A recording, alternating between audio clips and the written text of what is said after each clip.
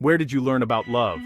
Was it in a quiet moment, a heartfelt conversation, or maybe through a story someone told you, from a parent, a teacher, or maybe a first crush? Most of us imagine our earliest lessons about love and intimacy came from the people around us, those we trust and care about. We like to think our ideas about intimacy are shaped by real experiences, by genuine connections, and honest moments. But what if another teacher has been quietly shaping us all along? A teacher that lives in our pockets and never sleeps, one that's always just a tap away, waiting to offer its own lessons. This unseen instructor is pornography.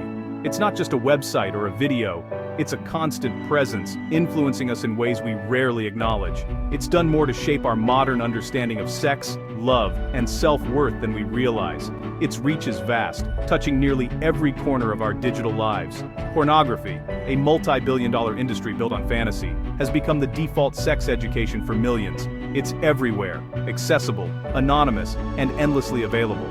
It operates in the background, rarely discussed, but always present. It's the silent teacher, shaping expectations and beliefs without us even noticing. By not talking about it, we let it define the terms. Silence gives it power, allowing it to fill in the blanks where real conversations should be. Before most of us ever had a real intimate moment, we saw a polished, choreographed version on a screen. These images become our reference points, even if we know they're not real. It's like learning to cook by watching only celebrity chefs. Impressive, but disconnected from reality. The gap between what we see and what we experience can leave us feeling lost or inadequate. We walk into relationships with a script we didn't know we were handed, measuring ourselves against impossible standards. We wonder why reality doesn't match the fantasy, and sometimes blame ourselves. This is the story of how that happened, and how we can finally decide which lessons to keep, which to question, and how to reclaim our own understanding of love and intimacy. Why does pornography matter? It's just fantasy, right? Something people watch in private with no real consequences, or so it seems. But its influence runs deeper than most of us realize, quietly shaping how we think about intimacy, relationships, and even ourselves. For many young people, their first exposure to sex comes not from a trusted adult or open conversation, but from a website, often alone and often at a young age. Studies show a significant number of adolescents learn about sex primarily from pornography, making it their main source of sexual education. This makes pornography a powerful but deeply flawed teacher, one that fills in the gaps left by silence or embarrassment around real conversations. Porn's lessons are built for visual stimulation, not for real connection or understanding. It's designed to grab attention, not to teach empathy or respect. It teaches sex as performance, not collaboration, and sets impossible standards for bodies and pleasure, leaving many feeling inadequate or insecure. Communication, consent, and vulnerability, the foundations of healthy intimacy, are edited out, replaced by scripts that rarely reflect real life. The internet made pornography infinite and personalized, creating a feedback loop that shapes desires and expectations, often without us noticing. Algorithms learn what you like, pushing you further from reality and deeper into curated fantasies that may not match real experiences. Pornography sets the baseline for what we expect from ourselves and our partners, influencing our confidence and satisfaction in subtle ways. It's not just about what's on the screen, it's about the echo it leaves behind in our minds, shaping how we see love, sex, and even our own worth. Ignoring its role doesn't erase its influence. In fact, pretending it doesn't matter only gives it more power to shape us without our awareness. It just means we let it teach us without question, allowing fantasy to quietly rewrite our reality. Pornography is as old as desire itself, woven into the fabric of human history, quietly echoing our most private longings. But for centuries, it was rare and hidden, tucked away in secret drawers, whispered about but rarely seen. The invention of the printing press, and later the sweeping changes of the sexual revolution, changed everything, making what was once forbidden suddenly possible to share. Magazines like Playboy wrapped nudity in sophistication and glamour, transforming it into something mainstream and even aspirational. Suddenly, explicit images were available to anyone with a few dollars and a bit of courage, no longer just the domain of the elite or the secretive. porn moved from secret collections to coffee tables, teaching a generation what desire was supposed to look like, shaping fantasies in living rooms everywhere. It established a commercial model for selling sexual fantasy, setting impossible standards for beauty and desirability that would echo for decades. The seeds of comparison and self-doubt were planted long before the internet, as young people measured themselves against glossy, retouched images. This era laid the groundwork for everything that followed, shaping not just what we saw, but how we saw ourselves and each other. It created a visual language of desire, perfect poses, flawless skin, endless availability, images that promised fantasy, but rarely reflected reality. Men learned what women should look like. Women learned what they were supposed to become, internalizing ideals that were often unattainable. The revolution was just beginning, and society was only starting to grapple with the consequences of these new images. The stage was set for the next transformation, as technology and culture continued to evolve.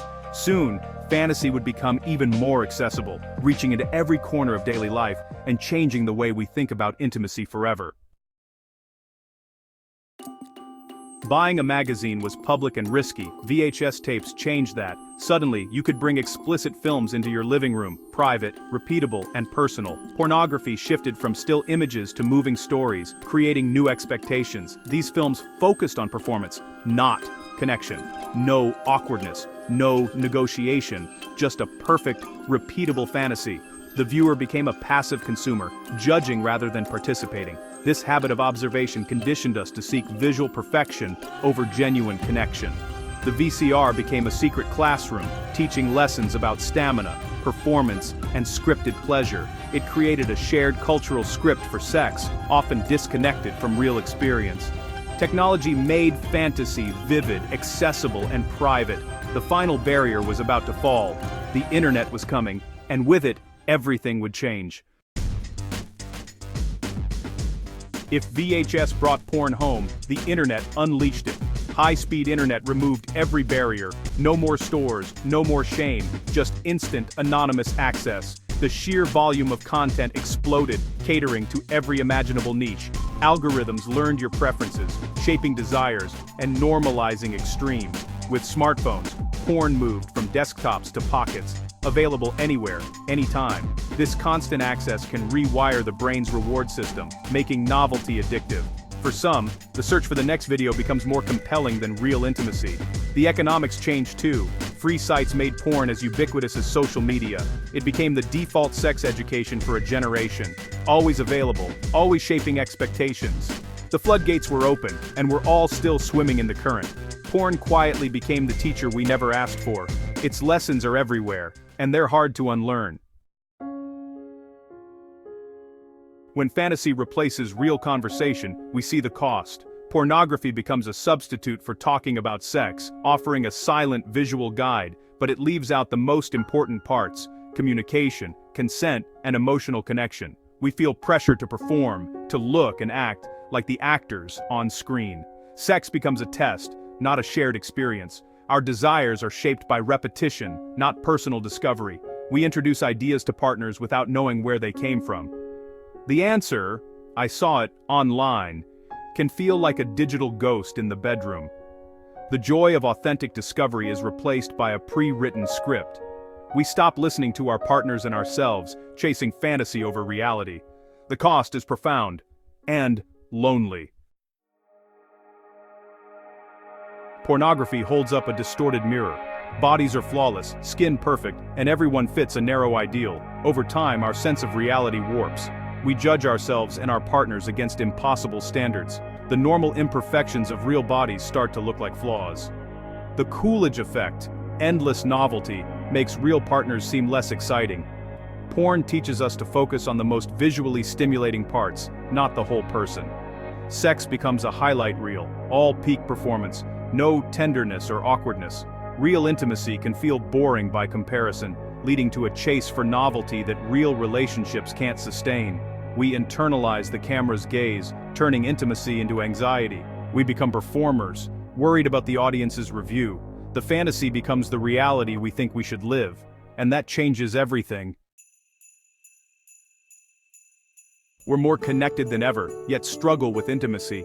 Pornography's influence isn't a moral failing, it's a cultural force that shaped us without our consent. Ignoring its impact leaves us powerless. Awareness is the first step to reclaiming the narrative.